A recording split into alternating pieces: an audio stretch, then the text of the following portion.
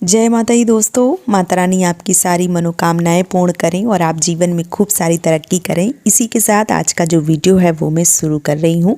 दोस्तों आज के वीडियो में नवरात्रि से जुड़े बहुत सारे महत्वपूर्ण प्रश्नों का जवाब जो है वो मैं देने वाली हूँ, क्योंकि बहुत सारी बहनें जिनको जानकारी नहीं होती है, जानकारी के अभाव के चक्कर में बहुत सारे कार्य जो हैं वो उनके अधूरे रह जाते हैं।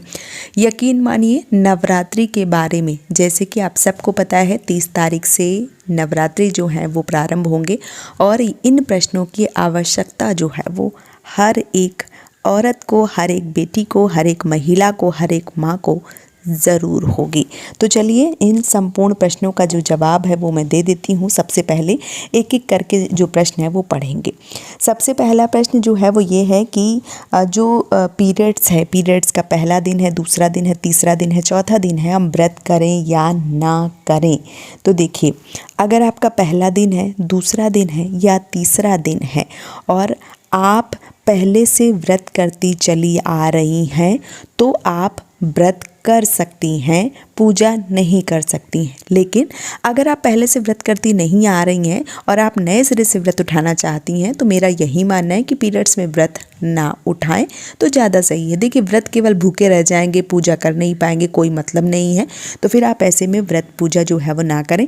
आप अष्टमी का व्रत रखना चाहते हैं तो आप अष्टमी का व्रत करके जो नौमी है वो पूज सकते हैं।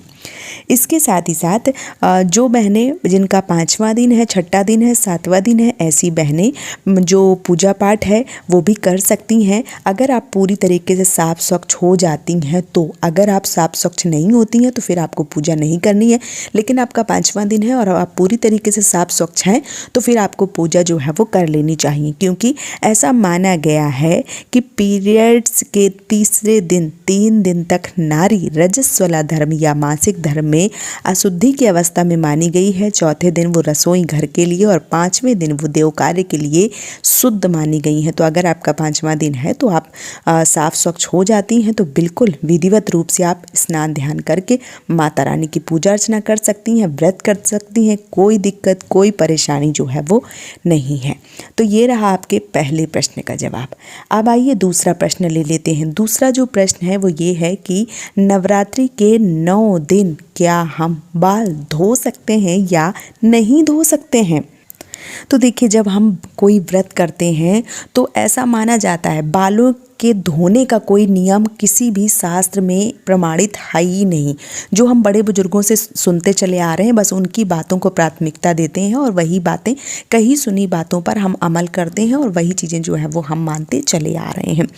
बालों को धोने का कहीं भी नियम नहीं है। जब हम पुराने ज़माने की जो भी माताएं बहनें हैं वो व्रत करती थी, उस दिन गंगा, यमुना या जो भी नीर सरोवर है वहाँ पूरी तरीके से स्नान करती थी, अपने आप को शुद्ध करती थी और उसके बाद व्रत करती थी।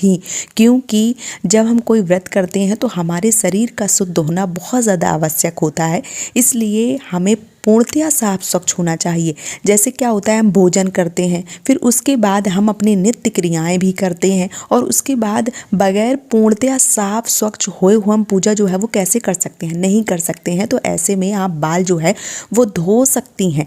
लेकिन हाँ, यहाँ पे एक चीज़ जो है वो मैं आप सबको बता दूँ कि जब हम कोई व्रत करते हैं, जब हम कोई पूजा करते हैं तो क्या होता है कि जो केमिकल वाली चीज़ें होती हैं, जैसे जो भी शैम्पू हम लगाते हैं बालों में, तो वो क्या होता है, एक जो हमारी पॉजिटिविटी है, जो हमारी एनर्जी है उसको खींच लेता है। इसीलिए जो केमिकल वाली चीज़ें हैं वो उनसे दूर रहना चाहिए।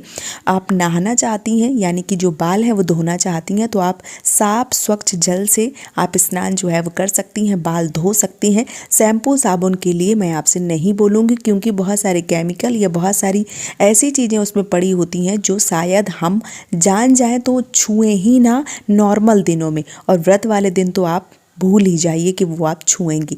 इसलिए इन सारी चीज़ों को अवॉइड करना चाहिए, इनको नहीं छूना चाहिए। इसके बाद आप स्नान ध्यान करना चाहती हैं तो आप बालों को धोकर अच्छे से साफ स्वच्छ स्नान जो है वो कर सकती हैं। लेकिन इन 9 दिनों में अगर आप वाकई में व्रत करती हैं तो आपको ना ही साबुन, ना ही किसी भी प्रकार का सोडा, ना ही जो शैम्पू है या बॉडी जो वॉश है, बहुत सारी चीज़ें जो है वो भी बाज़ार में उपलब्ध हैं।